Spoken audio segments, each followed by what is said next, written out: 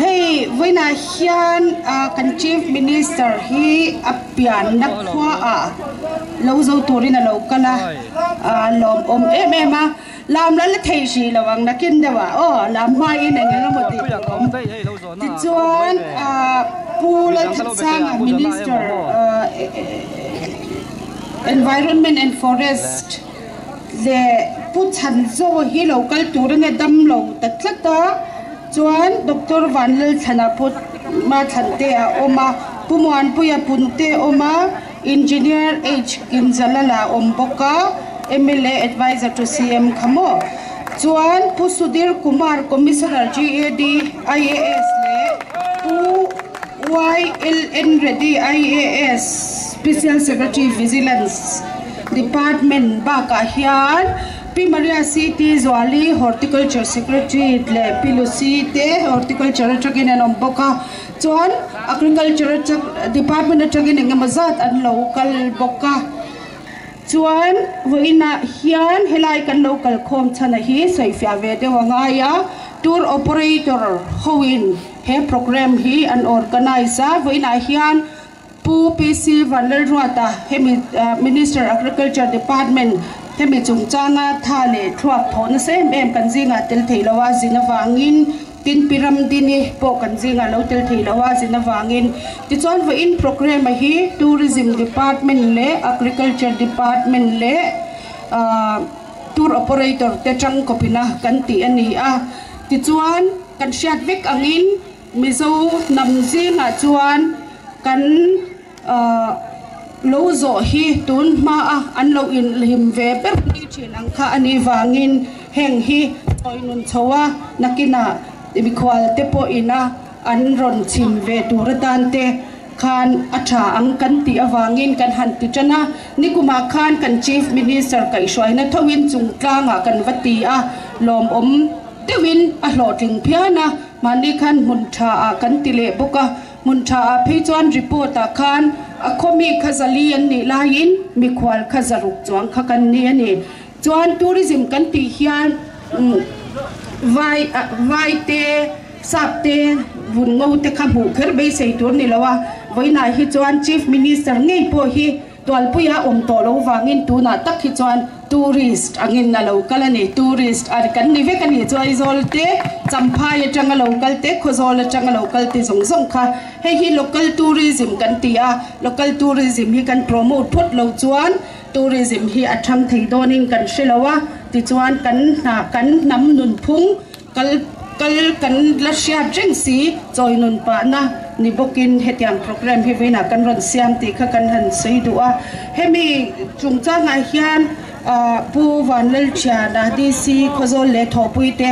an tha le zungan seng se MMT kan shia a lomom kan ti tak zet ani ti chuan voina hian hei utwal pui khwate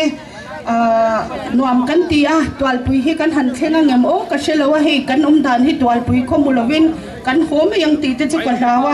atam tak khanin a theisam chuan han mu dan te po kan zong don nya o chuan tuna hian kan program hi so kan semlem lota kan minister te le kan mikhwal pui mo te pokha inga mo tle ma zong te seidu te in lo nei mai theya program hi chuan achatin kan da lo chuwa ma se nakina seidu in nei chuan huna omang ti kha kan seidu ani te ti chuan tuna hian puro mo ya VCP twal pui kan so manga anni hianin adu angin hun han mangsela helaya enge mo game le eng ilote hi tuna nge ti dona nakina ti kashelawa am adu angin hun han mangpot rose Chairman Tourism Department kan Director PR lal rodingi anome in zafain chibai kabu ka chau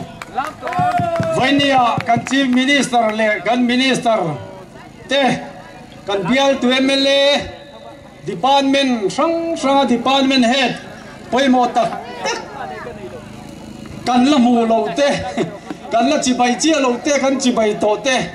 in safa in chibai kan buk chewani tual pui khotangin kan lo lom chewani ama saberin voi nia lâu dấu gần nia ring măng khe min lâu gần dấu tin khăn áo lo khang kan in ring em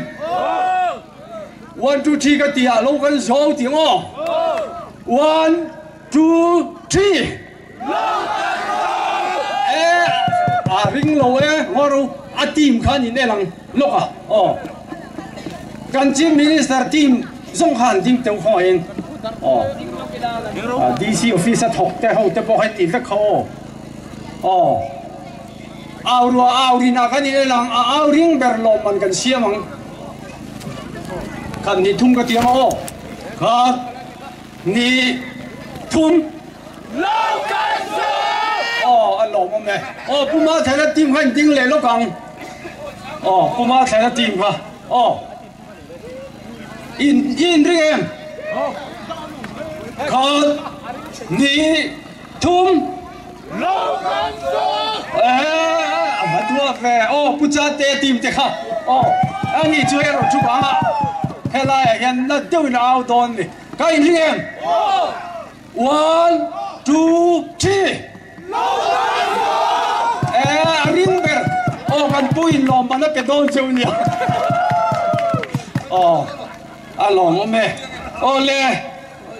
voi nia lâu zo min man pui tu kwa la tanga local zong sung te in zawa in chibai kan buk chawa hetiang hun men bua sai sak tu Mizoram Tourism Department le atom lama kan tho pui tour operator te voi nia hian in nena lom thu kan soya kan khua lâu zo na munata na in ron thang hi khotlang kan lom ma in ne na ma sai lom thu kan soi ni an in sen so na sat ziate office district sang aten kal kual na sa thinti kan sia chu ti sung chu hai kan khua te a hlat vei nen an ron thleng chho zak zaka hetiangang thil poi mo le hun ro pui ta min an bua sai saka wang hian an ne na lom thu kan han soi ma sa ni ten kan district pa bera kan nei kan DC Puthiana le staff te chunga lom thu kan soi boka kan DC hian om lo ta thil tam thang min om tir ti kan sia a in pek na thu kan ti tak zeta kan lo me ma kan DC ne na lom thu kan soya kutin beng tiang ani he sial min tak sakani kan lom tak zet ani ten kan biel tu MLA engineer kin zalala pulal te ko yang he om ko in ani hi pa beran ni boka lo ding chuak trim sela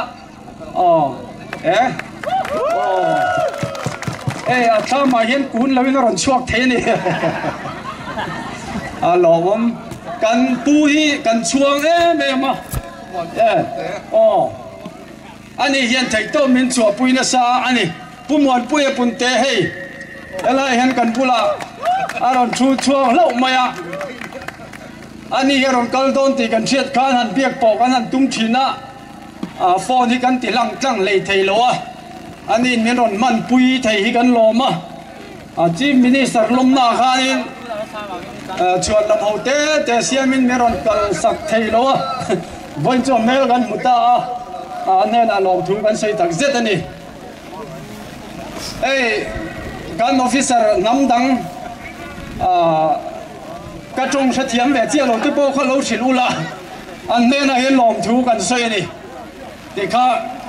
toy zong in ni mai sela kan song te hi an khuma im le op se lo su rei lo ang tin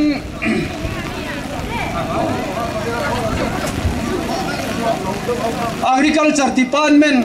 lama local zong te chibai thami kan an puk du bok chewa thoma lo so ho khan in sung mu kan ringa kan thola ya khuam tung kan ching khat saka an mala na in kan joint director pirami lo tela thane manga mayani hian ani thanem ngai na zara Mizoram hian tung chin model tan kan thang cheu min ti he he a tiang chuan na sa takin tung kan chinga tual pui khua in tin hi tung tui lo kan om to lo ni an soi moi thiam boka tung hi kan na chil riwat to mai ni chu tiang chuan kan agriculture department te men pui na zara tung lo thing takin kan ching chowa tuna treten mo la hena khat veka kan ra le lamso ra zon romania tiang so na khat vek boka chuan kan mapa khilama khian nung ze ram kan ne chu ta po chuan a khat le vek dona thingkang lo nei ban sanin chu tiang chuan in sorbing kan tum chho ani tika lom thu sei pai kan agriculture department malana kan soi lokani soi tur tam lu tu ba ka soi reyam ti ka lau boxia vainia lo zo kut kan man tura hian lo zo kut te kan tia lo zo pui lo zo run pui te kan tia enga po kha min han pom sam mai ula helai te ten mual kan lo nei rem chang bok nen kong pui kam lo ni bok nen kan chief minister hi kum tira train kan zuk beron china ani hian min lo phur pui china kan thoma te alo fe ve chin to na te nia mi tha ten na mu ve a ani hian min phur pui ti kan ria chung chuan na sa takin min chou chua boka ani zara tiang hian kan department ten min phur pui ti siain ma min han lak sakta kan chief minister ne na hian lom thu kan han soya kan khua chief minister ani nuwa mani khua mani se an kalte kun nan nei lowa lo rem chang reng lova amaro chu hun toy te nei chungin voi thum min ron tlo man der mai te hi alo mom kan tia thil dang tam ta mala na lian pui tiru rublo ma sela min ngai pui mo min veiti ati lan ringot hiang department te hian min zui mai thin ti kan sia kan amel ron lan ringot ti kan tan lok na tam takani ti kan sia ane na hian thin lung takin lom thu kan soi ni ten vania hun mang tura khuala cha local zong kan block ruai tu te khozol le champhai te le kho chen no ma changa hun ron mang zong te kan zai thiam local te in ne na lom thu kan soya khotlangin kan lo lom chewani ti kha kan soi thei to na be ro se ka lom ne cheyang o vo in ni bak hi lam na hun kan nei to lawang lo zo nia chu wang chuan thei top chain kan lamanga kan chei don nia o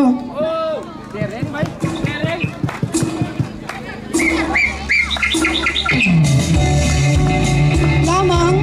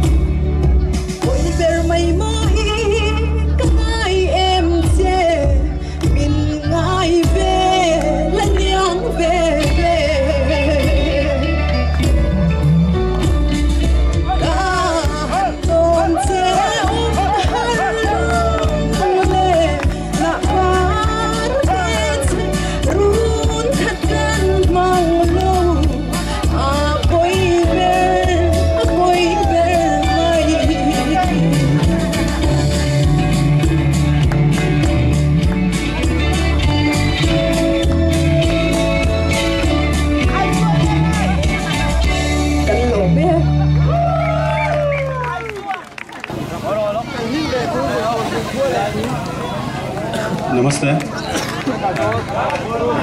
Good afternoon all. Honorable Chief Minister of Government of Mizoram, Pu Lal Duhamati, and other respected ministers. I understand that different department ministers, MLAs, and the state government officials, secretaries, and ladies and gentlemen. So it's a great privilege for me to represent National Institute of Technology Mizoram on behalf of our director, Professor S. Sundar. When this organization approached us to support our director. P. Chairman, hey, when you hulomong tagahian, kan Chief Minister Zaum tak pulal dua mahawin, Environment and Forest Minister Zaum tak pucati ate, Education Minister Zaum tak pumat hanate, Advisor to Chief Minister Zaum tak pani, pumuan puyele pulal te hawin, Sarkar ngathok mi poimo tak tenen ka district chu tual pui ram trek den zawa lo zorun pui kan nei hi lo mom katia ni zawain sibai kabu ka chu hey sarkar thar kalphung thar sarkar huaya khazol district hial na satakin in tawdel na ko nga ma kan so na hey tual pui khuang e apo hialin chung ko za som pariat tetan e khar za thum vel a chunga tung tiak sing khat sanga sanghi somnga pasari kan ching me kania hetianga malak na hian kan Chief Minister le tho puite department la thok tu te zong ne na ka thin lung zong in lom thu ka soi ni ole hoi ni hian tual pui khwa tai mak na le thorim na te reng chung in ve ne lo ka zong te hwan hian hun li mom tak mang turin du sak na ka hlan chewa zu va in za ngai sela kun tha thok tu te zong in thai thar te him tak le lok tak thar turin du sak na ka hlan na chew kalome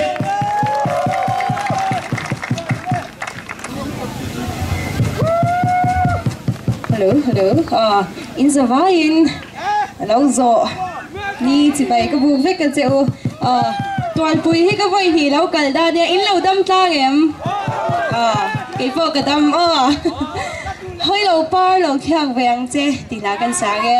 mi lo zai pui cheu don ya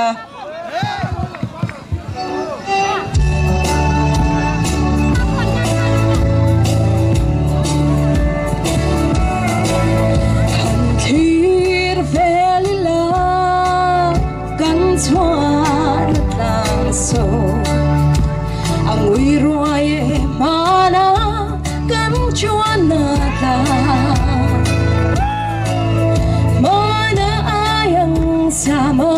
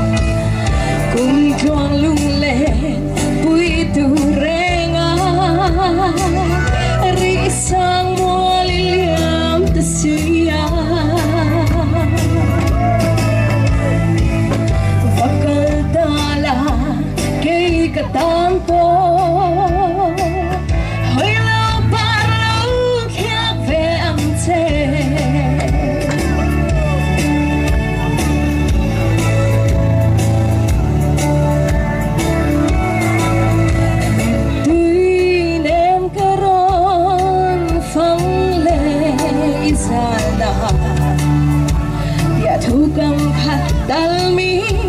ล้านโดนลมนี้ตลอดเวลาบาร์ชีกรอนหานเจเนมเต็นลูจอยนางเจอันน่าเอ็มลุงดูดีเช่นสู่กันไปน้องโอ้ยมองไอ้เดินฟุ้งเร่งสีเอก็ฉันโตก็ลิงทำไม่หิกุมกลวงลุงเล่ปุยตูเรงาริสังมัวลิเลียมตะสีอาfakal dala gay katampo hoy lo parlo thiang về ang che hoy lo parlo thiang về ang che hello me kan chairperson le kan chief minister zom takte ka minister puile ka MLA puite le voini official local zong te organizing committee te le tual pui ni puite ama sain chi bai kana buk du chewa hei hetilai he tu pa devin kan local trina pudi awate ramba shat lai vel te puding ate upa ni dumvela anvada hal vel lai te khanin upading ate kanan kal thina tual pui khwa hi katana chin chiarang na pakhat chu mi khwal khenna tur in ruat van nei ber kania kan lokal tumin khita pudi awate na khen thlengla an ram chua ka zan thum vel an riak anga za mi zan an riak to zan in hin riak lenga tiang chuanin an lo ho tura kan ngai an tia ti chuan tlai lo nia kan bung ruwa ta kan in hlang tha an ko ta kan ti mol mol lai khan kita khotlanga silai ron ri ta dur maya lo ti tak mai khan an lo ho nia sanghal sa te sakhi sa te chi khang khang mai kha ron hon treng maya eng sa hingai nei du beran tia sanghal sa kan tia khap thum bel khan nui han chum te hei aizol khwal tha kan thleng sia han ei te se tia ti fiu mo kan tia khap thum bel khan an saran hon kha kan han an chum ta kan han ei tak tak mai chu kan ei le nya dar som pakhat pel tra han an ku tha ta lo lo ma an thien tan chok rất quá anh được phải hết anh ấy gần từ được rẻ rồi anh tia tôi bằng chân gắn bị khoan van này na tiền xưa đến hôn dàn lai cần với tất cả cần mang lẽ với đi hôn hết thì lai hôn hết thì in ma cái lầu đinh thầy cái lóm lẽ hay cần thuê tăng em cần chi minister he parau pui tak mai ania sang thì bây giờ ta MLA cần đi học ba chúng ta cho nên ni khát cho thiếu hi khen lu tục á để khi thu tụt để em mày hi cả ring lều đâu á iziak lo cái mi cái tia hắn em để hi cái lệ khai hiền cái ziak lo cái đinh hiền nên alo lang mấy đi thế này chú kan chief minister ami big na arau pui na thurin lai kha ông này kadin hianin reference to from Bible chang ani mo khovel thilai mo tia hi along lang mai ni te ni chuwang cha pathian hian a om puya pathian hian a kai hruai hle ni ti kha voinia hian a khomi pui ma hian kan sai nuwa chu tiang mi chu voinia chief minister kan neya tin brigadier ti sai lo khan angai sang hlea brigadier ti sai lo khan a thu soi hi ngai thak nom ati le ani chuwang chuanin ama rin na a hat biau man chút tiền ông khóc cho nên cái này thổ hậu chầu lại bộ kha nên lâu xoay trí na chứ vàng trong của tuần bùi mi bùi tê in van này anh ấy ang talent tắc tắc này tu ri tắc tắc in obin cái gì chứ mình talent thì chụp tu cho nên với nia ngày san tu dik ngày lụt tu dik cái xoay chú nimin pia lo ka bia la political training kan da ya mania whatsapp heng ka chiar pakhata karil ru nem tu chu righteousness ti hi bible hian hei hi fil na ti ngan le bang hian voi ni hen kan ram hian kan ram hian ti sual lian tak kan da ya fil ti khani lo ba righteousness su dik na ani chu wang zon với nia hết mi phèl kan ti kil khata ngoi renga lo thua nui sei ta hi phèl kan tia khotla nga le enga mo he kan thang mai thi ma se ate na tu chu rai chene sa tia chon dik na zo ka di adikem khapa kha alo nui sei ngoi renga lo ma mi poi soi lo kha a phèl na ni ma se khami na tum tak khachu dik na ani chu wang chan dik na kan ngai sa na ngai dik na kan ngai rut angai ani hey mani lo ka forest amendment bill 2023 po kan han tia kan pu ngai te phei chu judas ti khabin an tia apos sarten halani aza tha khop mai voi ni azoram mi pui mi thiamin intellectual group chuan voi ni a hian kha thil kha an han zir chianga alo dik viau ani chu wang chuanin amma kan do dal na kha rules the notification the guidelines abang khan kalpui kha alo theireng toni ani na taka pheichuan state sarkarina thunei na kan nei beldani chu wang chuanin thil hi site a aron oma site b aron om hian site b om huna chu hian kan ngai dan thi I siam thina utin kan ngen du bok chawa ten hay voi nia lo zo ma kan lo kala lo te kan an zawa tania kang huna kan zuk zo to kang hun khan lo an beng lo hup ta sela kang hun chu kan kal sa lu tu ka holam pa kan chat thalo chu ma pomon pui ke ai na pit thre ta mon yo ka tia ha thak bia wani kal than lo chuan he kan pu hian nisa achievement te kum khat achievement te kan achievement hi englai po hian adu wang hian a minister ten kan thok pa sa office hi inline kan ho san mang lo lo chu tiang taka kan tho wang chuanin kan taksa te chaw em ve a chu ti chung chuanin heng ang hun in an ti hian ke ni tan chuanin hun lim om le hun ngai na om tak tin kan pi pu te na kan lo in tha chong zela voi nia kan thi san mai to tur hetia in han tinung le in han revive hi alom om katia ro pui katia voi ni kan lo zo hi thinlung takin kaloma tin hetia ngang thinlung mai tur hianin hun kal zel tura po du sakna kalan sewa voi nia kan som pang ten pathian man som no dong sela voi nia lok takin thắt trâu tôi đến du sắc na cả hàng tắc mèo mèo châu nè cả lò mè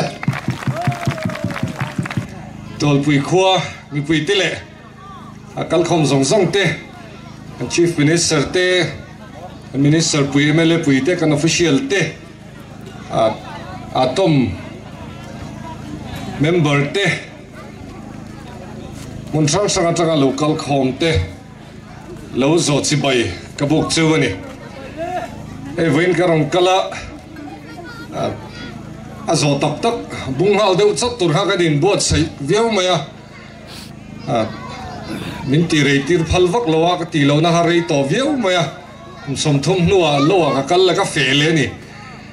chung vel chu ka ni a anuam ka ti a tinga ram dhoi lam pang han kal sim stima thingkung bulom hi nuam ti chi ka ni a voina hun thatak mai helai lo buat se chu tianga ka lo tel thei hi kalom tak zeta tol pui khua in van ne chief minister ngai sak tu in ne tun ai na sa hen pain son don ani ti po asiata department sang sangin kan ngai ven rona kan boi pui rona chutiang chuan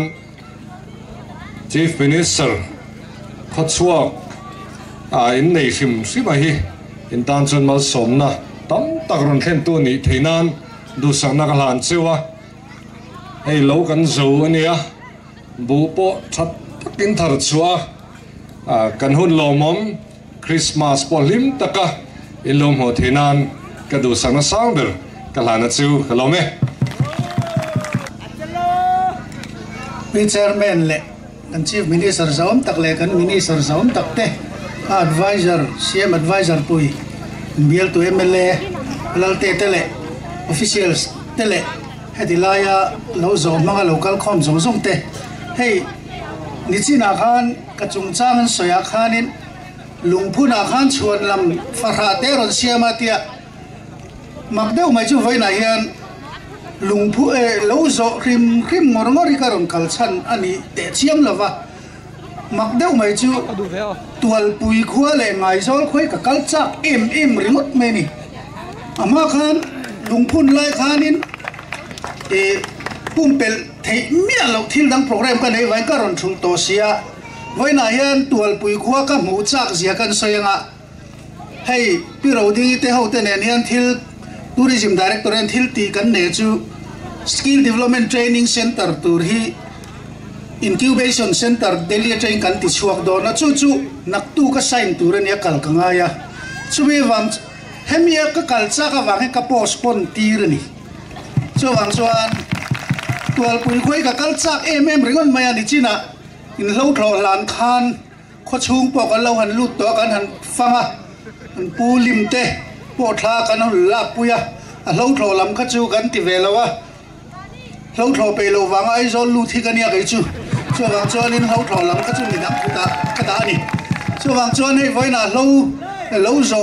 nuam ta kan mang hi tiang hi kum da po ti chun som zel thak nen ka ria bule bal thatta ka so thin te thar turin du sakna ka hlan chewa papa khatin papa sual ang reng de wan ya nge engzan ngai thara ngan te a zu wa le thang lian an zan ngai chon som rup te su tharom ta kan ti khatiang deu khuwa khatiang kha tual pu he choni nom lo ang chu mo chawang chuan tual pui khuwa te du sakna sang ber ka hlan chewa ka khomu chak ber jinga mi voina karon huta ka lom man ka lim tak zetani ka lom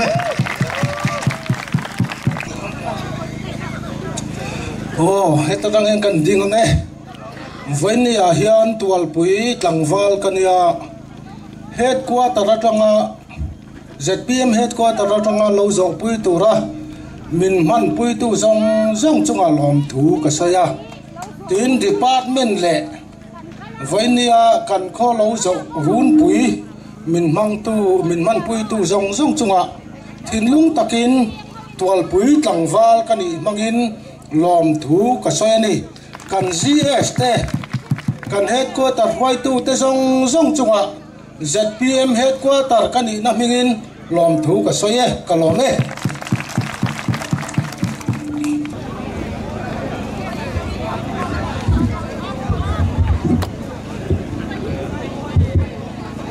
Oleh chairman an chief minister zom tak te le MLA pui te official atanga local zong te le tual pui kho mi pui te in zavain lo zo chi bai kabu ka chu hey kan sia dangin official pui mo tak organization danga trang ti pona non tel ania an chunga po lom thugan soidu ani hey voinia etiang hun ro pui tak mai hanan theng the hi ro pui ka tia tual pui khwa te hi khwa mi pui te hi kan va nei le in ka hia hetiang tourism ne na kal kop the hanan bo sei hi department te chunga po lom thu kan soi du ani hey department tin hianin kan biala ma yan la abik takin tual puya development chak takin kalme kan iti kan ria alom ka ti khop maya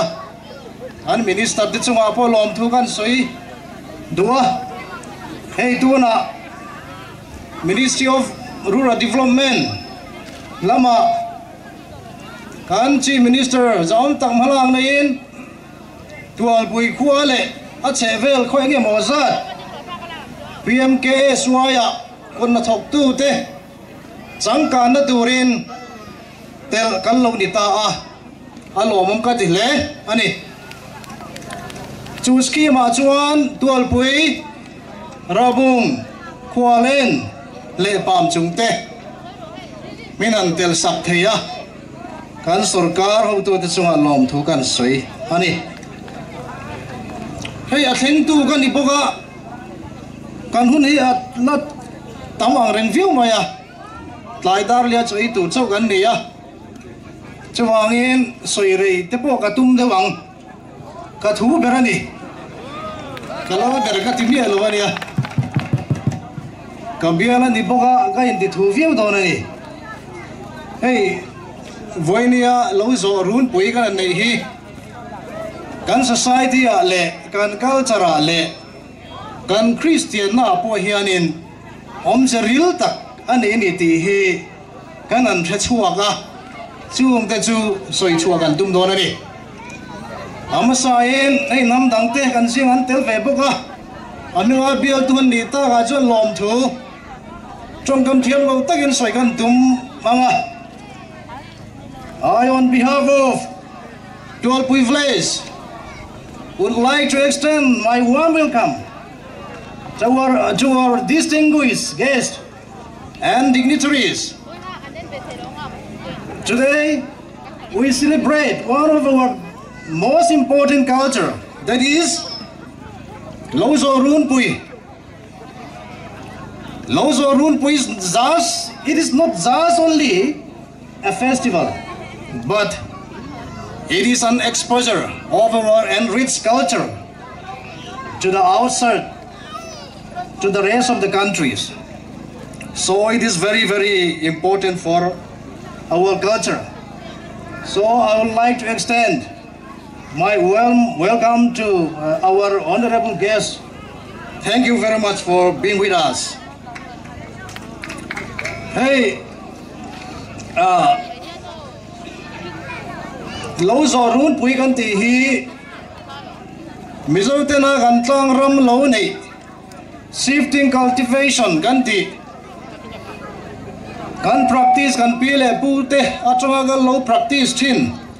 chemical zel ani a poi mo le maya mizo te no na hianin poi mo na thuk ta kan ni voi nei hianin ma kan son chho zela lo zo run pui le tourism te kanan kai kop thei te hi aro pui ka tia tin om sia bira chuan kan culture le tourism te kanan kal pui thei ani zok ma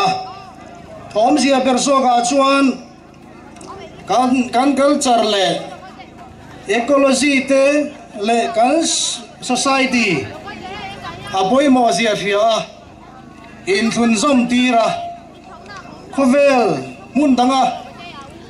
mi te pon lo hiat thei atana kan puang zar thei hi til lo mom tak le ma so na ro pui tak ani voi nei hian kan pile puten he program lo nei thin hi til poi mo tak ani ti hi kan soi duwa zooming cultivation a hianin kan culture thuk tak aloin bil lu tani ti hi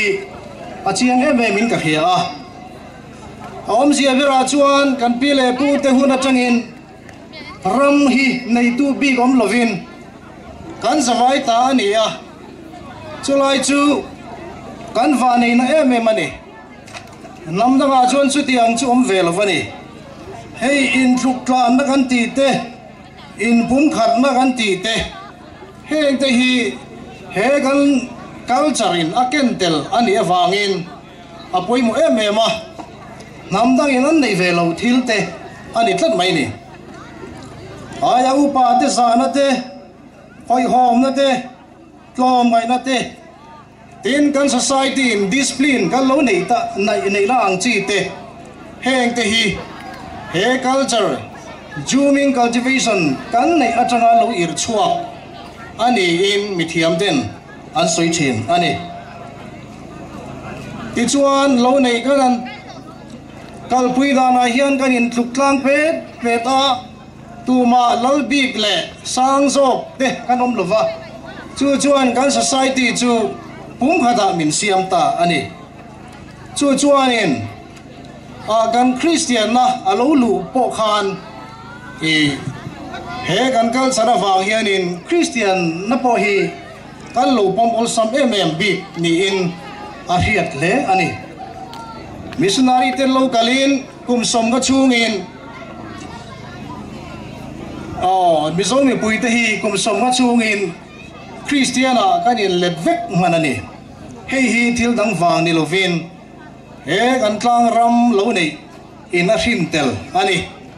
tilai kha kan soidua tin adole kan soidu chu hei tlang ram lo nei in aron hrintel chu thil dang tam tak omma sel abik dagin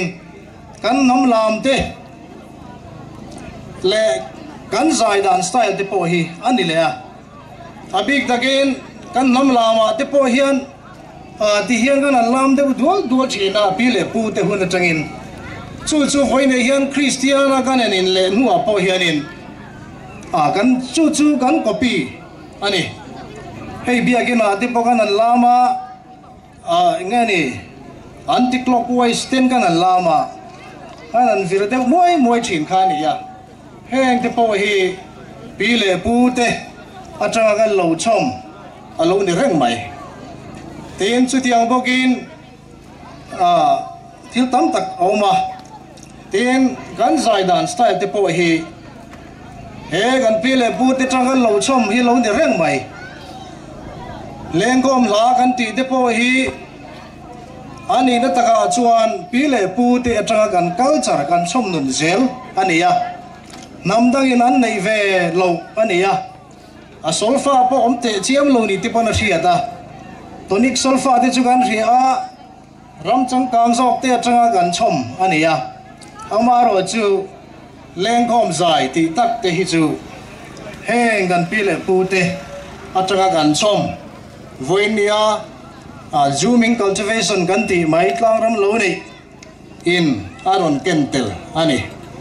chu ni wangin kan Christian na po hianin kan tlang ram lo nei hianin omze thui tak alo nei ani ti hi a hriata pathian min hruai dan ani he tlang rama hian kaini mizo pile pu te atangin lo om lo ta ila hulai ka char phaya te mo barma kol phaya te mo lo om ta chui ni ila kan culture adang dayang ten sa khuana po sa khu dang dai te kan vuanin karingani voine hian kan tlang ram lo nei le kan Christian na hianin om zeril tak alo nei ya alo in thun zom rengani ti hi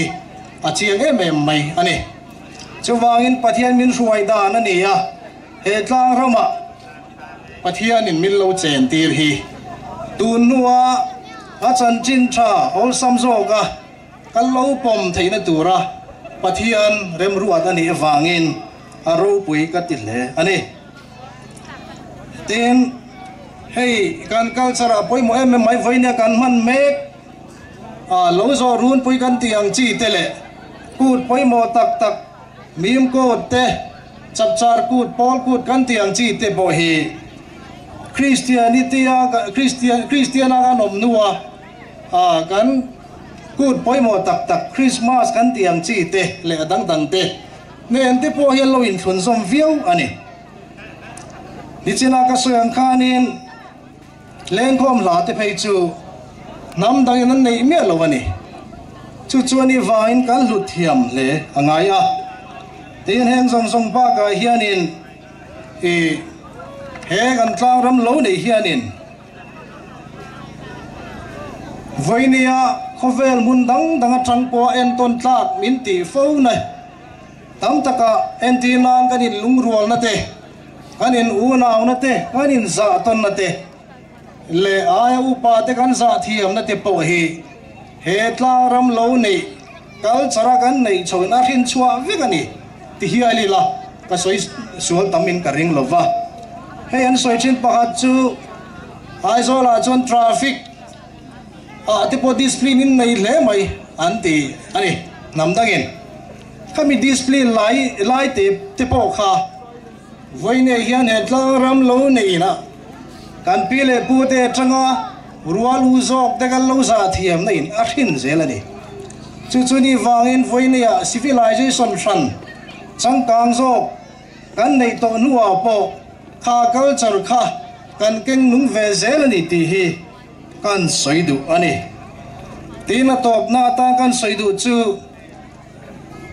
tlang lo nei kan ti hi pile pu ten dan soi chin dana chuan zum le riam kara ti trong kam te po kan thria ani heya big takin lo va te phei chu thil hau tak tak ani ya zum le riam kara tak na an thok ani lo tho kan ti te po hau tak le ni ti chuan bu seng te lo om chho le a chung te po chu hau tak le bok ani chu ni vain he mistakes tin maya hianin na an tho zo nuwa al lim em maya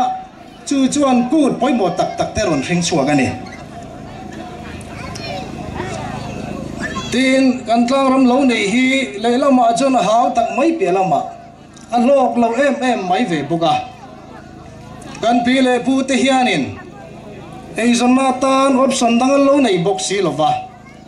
chu wangin tram te po alo theng thin ani heng te pui ga ngai tu a pathian ram ruwa da ni chian sia hi a lang chiang hlein ka hia tlang ram lo nei a chuan eng kim mai ma ne thara lo nga ya kum chiat kum te oma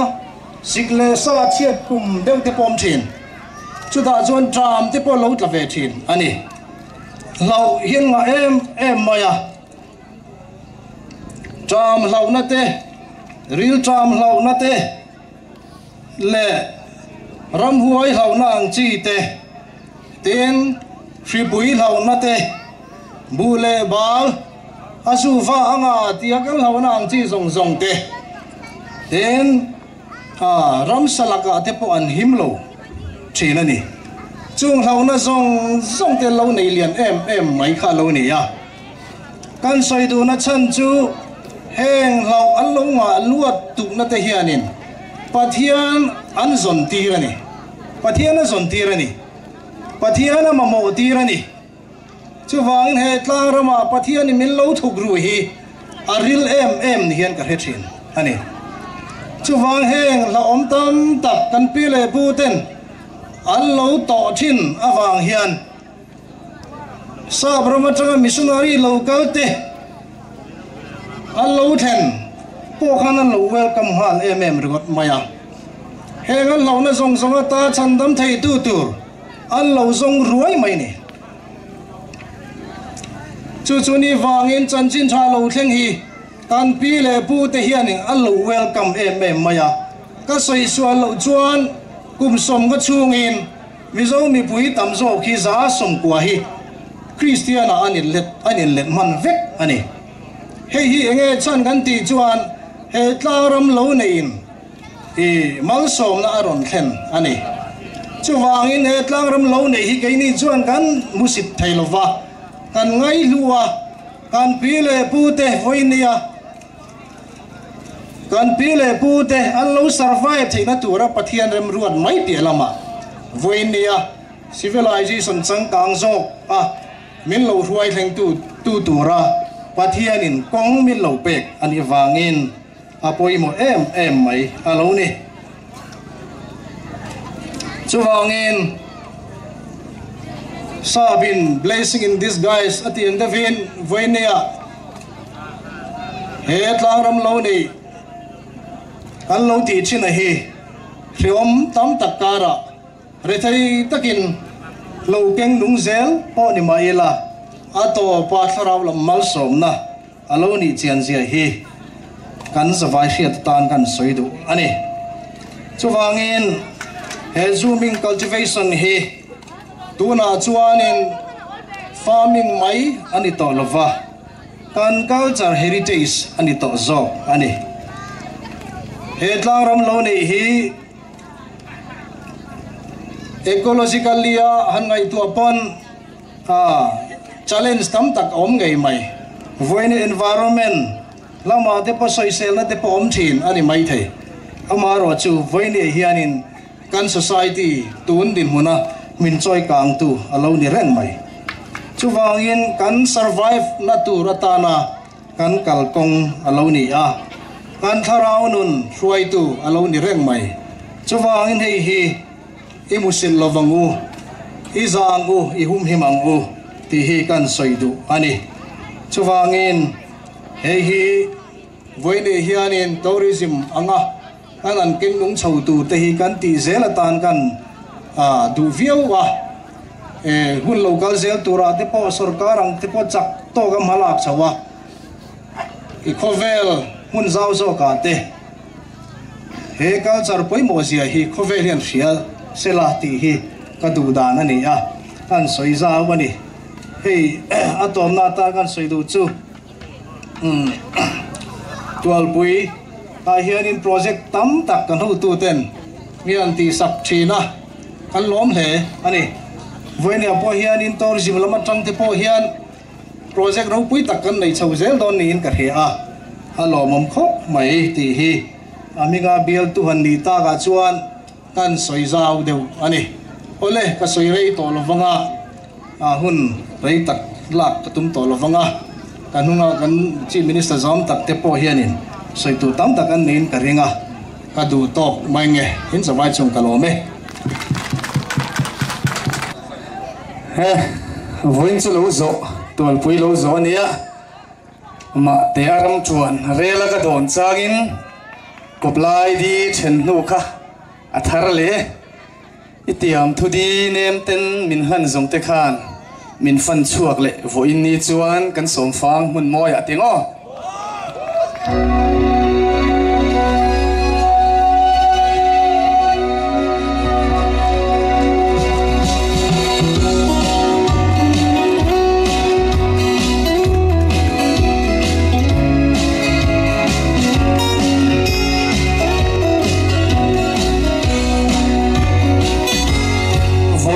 chuan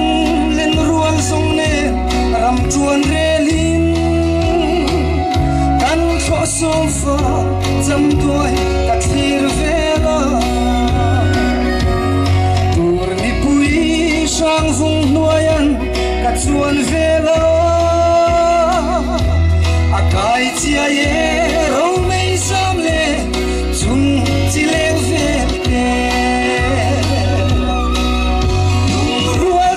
chuan kan nuame sam fang hun nuwa chal fa fang tur ni nem tuai nuwa yan mo tu ten shil tu ni lalung roal tu di song matiang sona len tun kan nuwa kan sam fang mun moya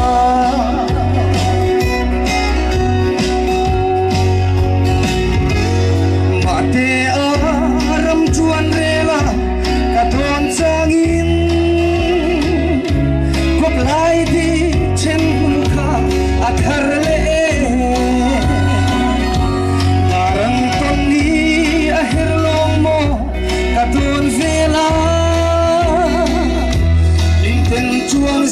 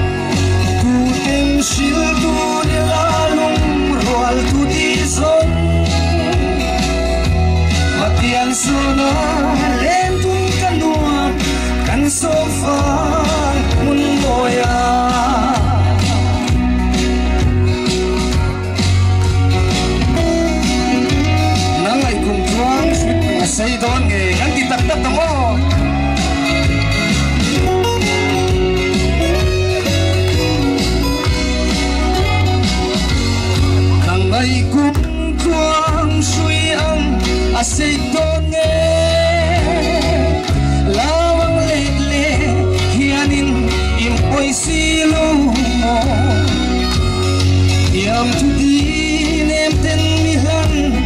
zong te kha li fan chua ke vo in ni chuan kan so fan mun moya lung rual den chuan kan wame som fan mun noa chan so fan tur ni nem tuai noa yan mo tu ten shil du la lung rual tu di zong makiang sona len tun kan noa kan so fan mun moya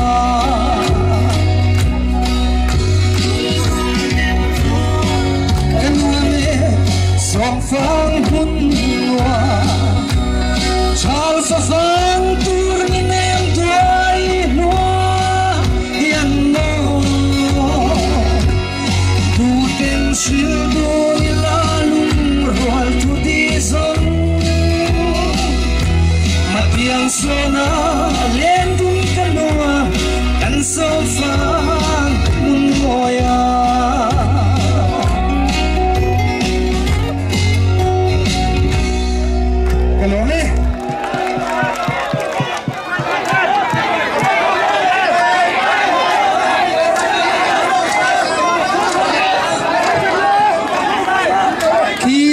kan hospital de me voi khatle ti boxia kuma biak pachan ka alien pui khani mai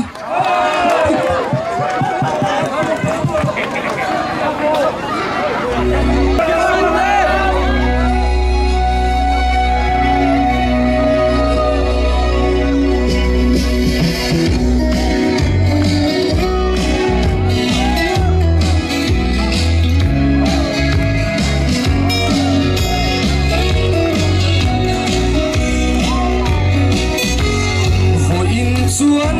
len rual song nen ram chuan relin kan kho son fa jam doi ka thlir vela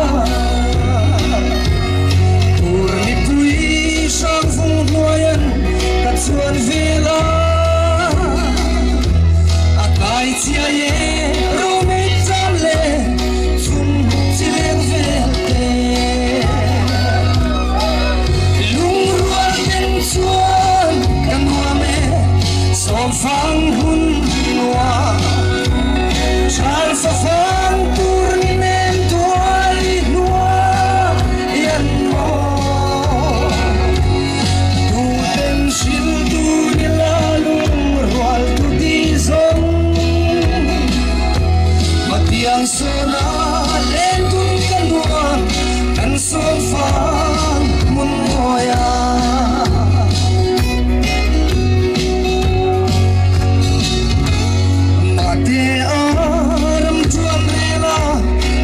sang in kot lai di chen no kha athar le darang tan ni a her long mo ka don vela in kan chuan sai le karelo kan som fa mon moya lurwal ten chuan som phang hun noa sa phang tur ni nem tuai noa yan mo tu ten shil du ni la lung rual tu di zong matiang sona len dun kanoa kan som phang mun moya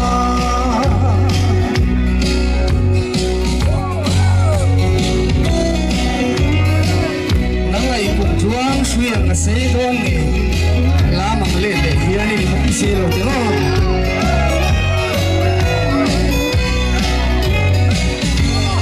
nang ai kum chuang xuyang a se don nge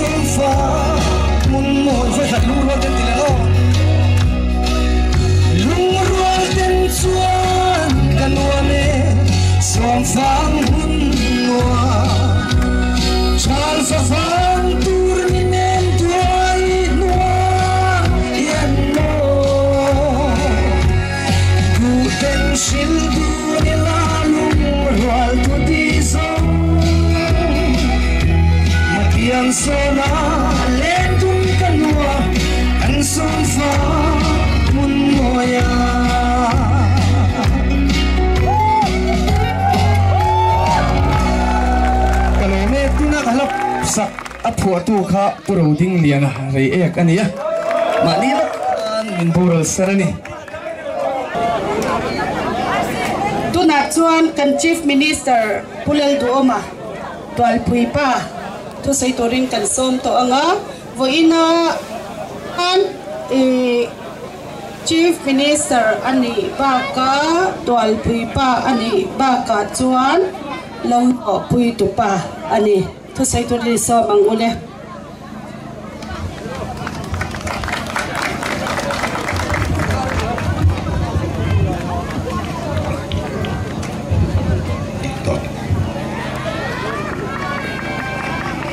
มาใส่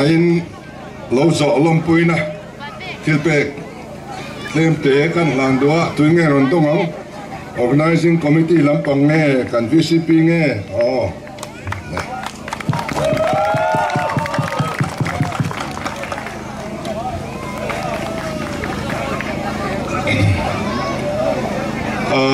เฮ้ยวันกันเราจะเฮียนน้ำดัง officer พอยหมดตักเตะเดลิตลางจังลูกเขาเตะอันออกมาสว่างอินอันเสียเทียมจองตัวเตะกันสวยมุสลิมกันนะ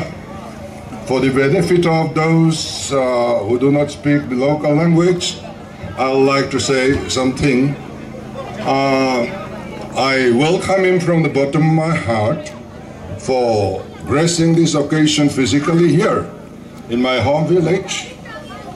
We have nothing much to offer you except the fresh air and the vegetables, fruits, which are fresh and organic, and the clear water flowing down from the top of the hill. And there are some primitive, let me say it's some, innovations. If you look at that small waterfall, this is not an ordinary waterfall. We call it in Mizo Tuibudeng.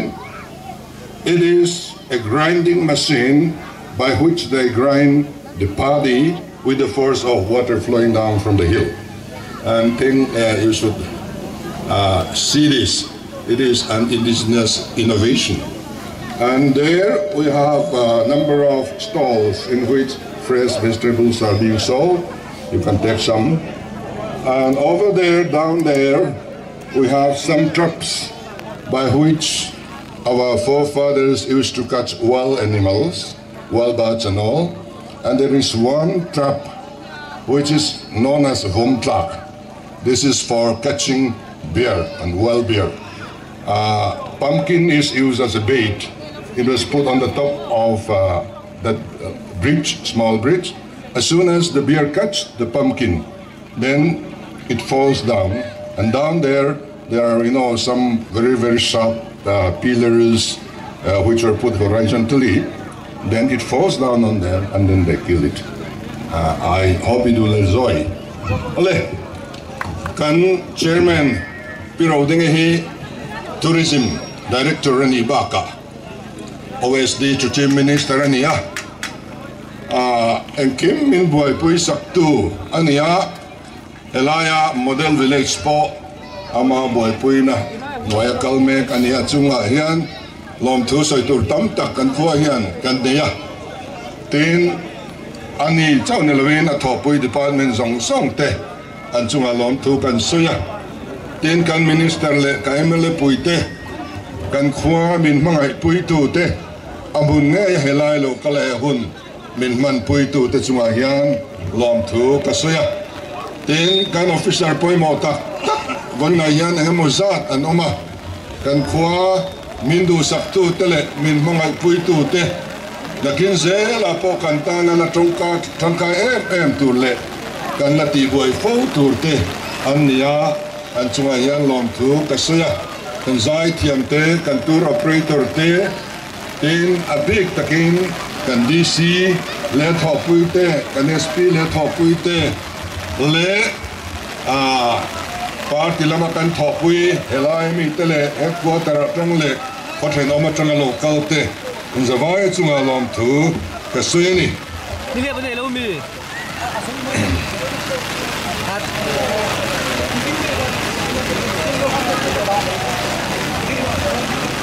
ตัวปุยขวาเฮปีเล่ปูจังอา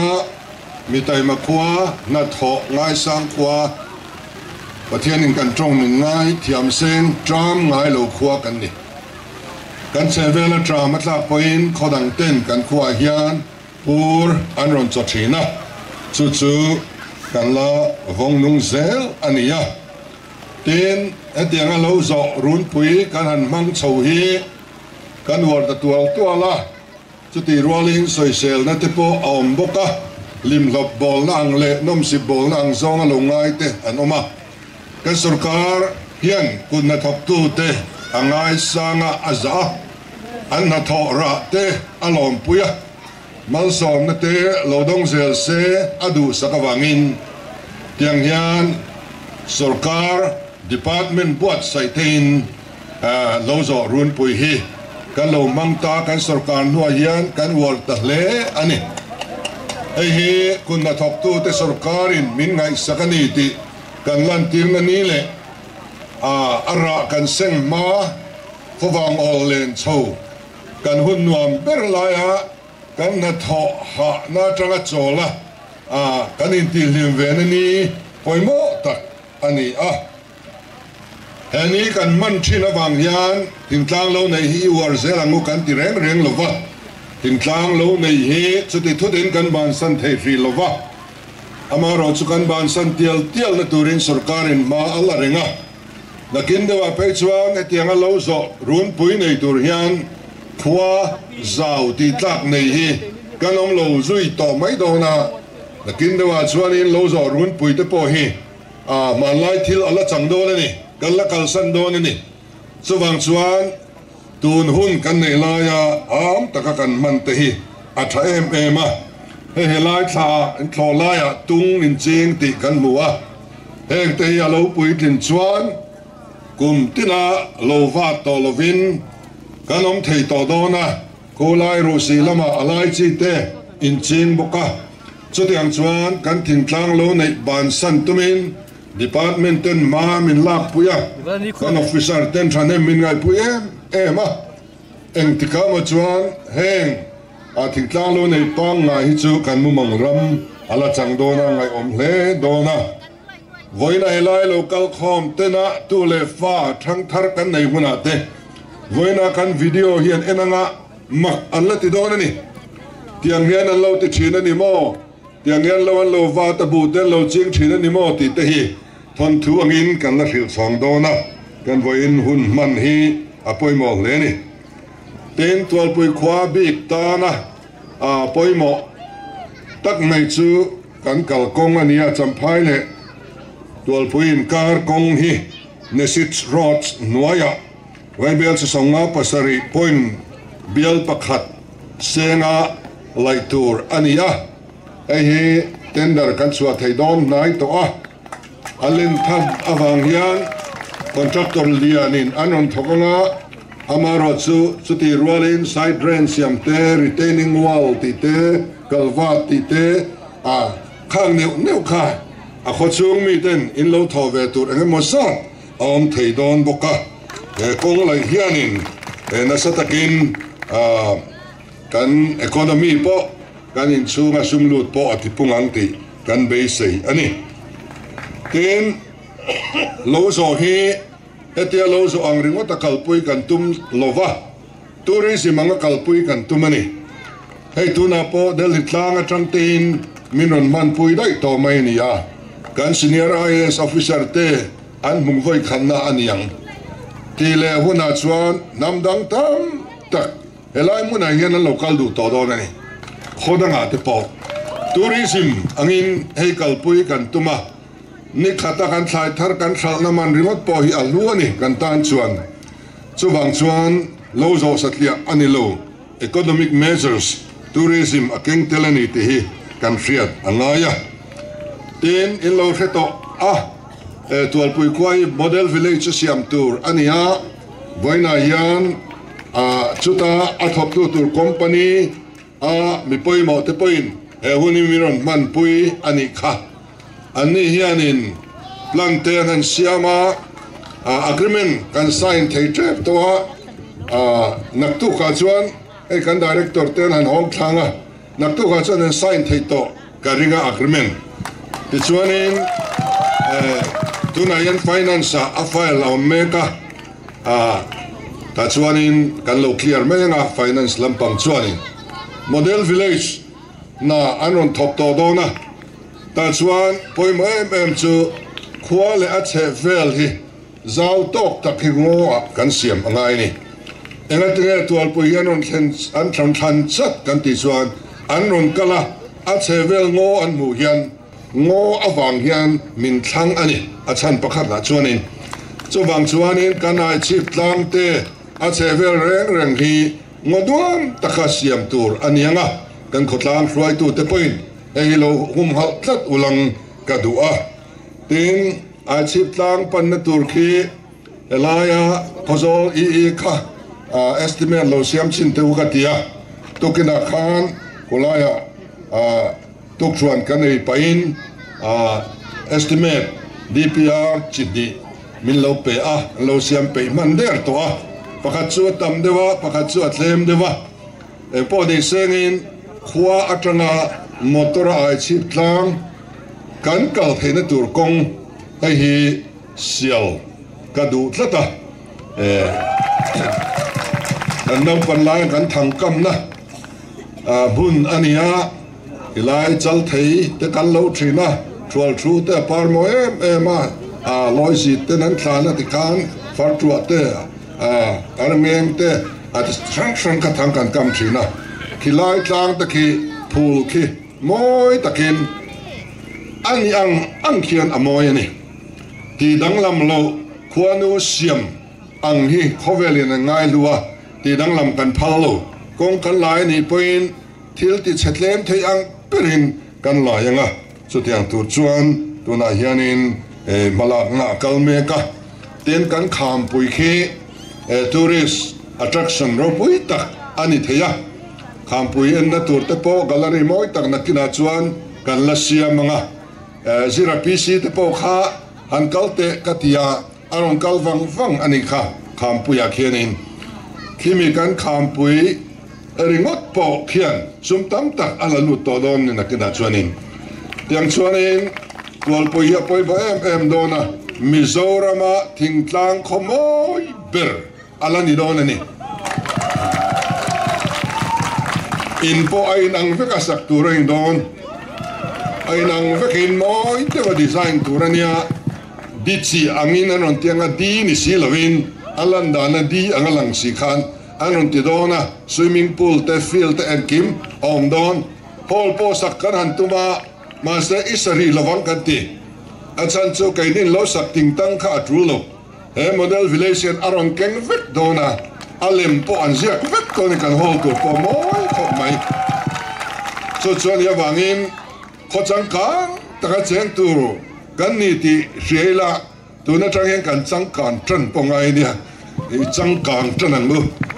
mitam tak anon lu dona homestay ten tianga som tam tak inala lu don ani khang ta kha apoi mo ten chumi pa khwalzin ten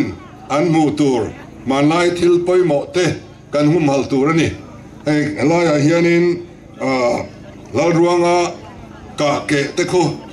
in fria emo helai khulai phai khu kan leile thin khania chu tuna chuan uman lira phai ti kha lo ni ta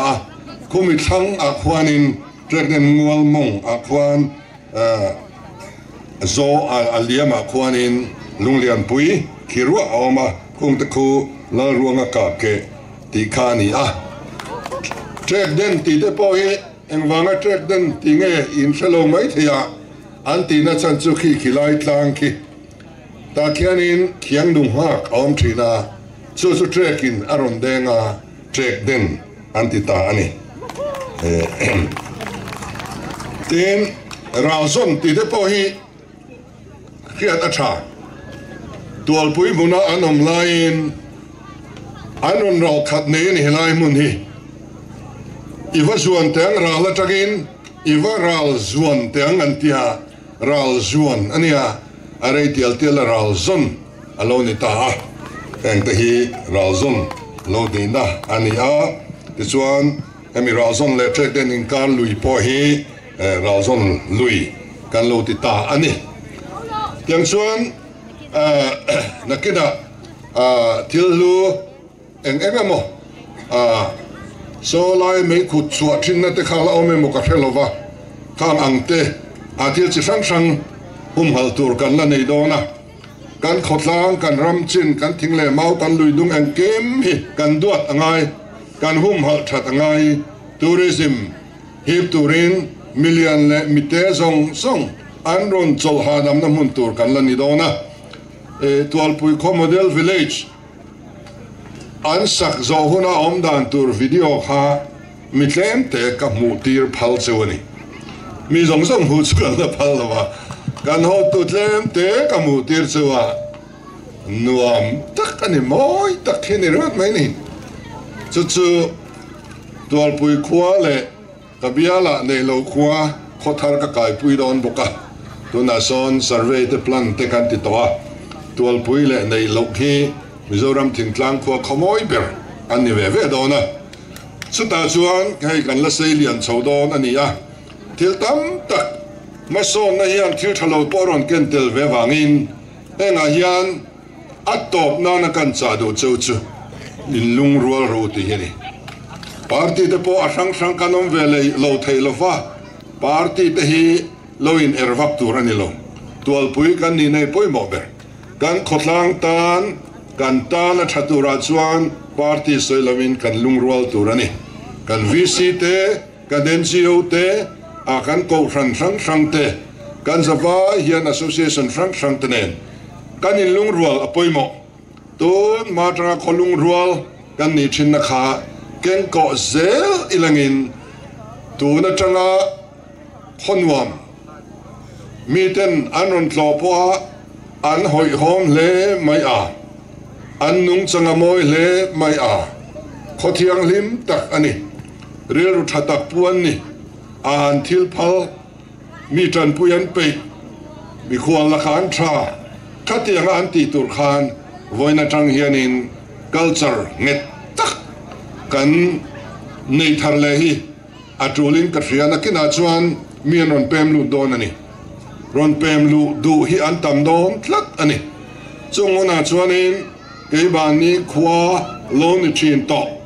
rồi kia lệ đủ tất cả chú cần đủ sắc ngã cần xia pusa tất cả anh nia chú tỷ lệ lô mi đăng million pui tế anh rồi lút về tel thế cần khắp ngót thầy lô mấy thế này chú ngã chú anh em mò cần khốt lang xia tỷ dal thầy lệ tỷ chalo thil at sinh ang tỷ hiya lao mà vangin nghe tất hin khốt lang in op nahi cần xia lô đàn hi vong nung tlat turin ka cha du chuwa in lungrual ila in choi moi ton ilangin tualpui khwa kan ni to phot chuan kan thilti ang chuna in lom puin in choi moi thiamila lungrual takin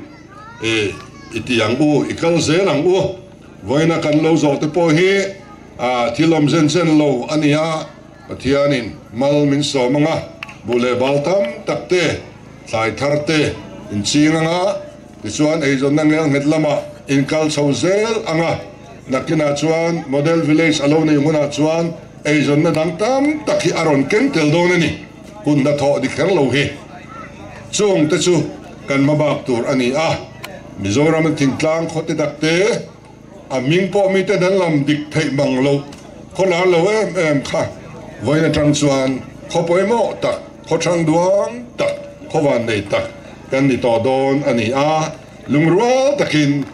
kan ni na ne na in thu hian omitum tlakang mu kalome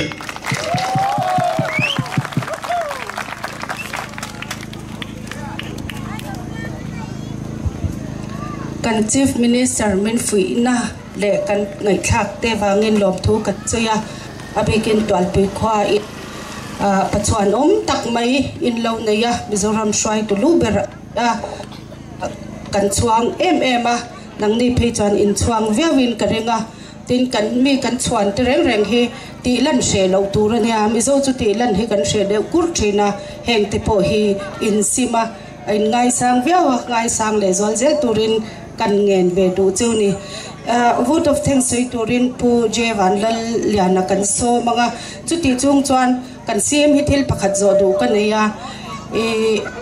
twal pui khwa ami he vai mi mani emo ma yani emo ma ba la demo eng po mai hi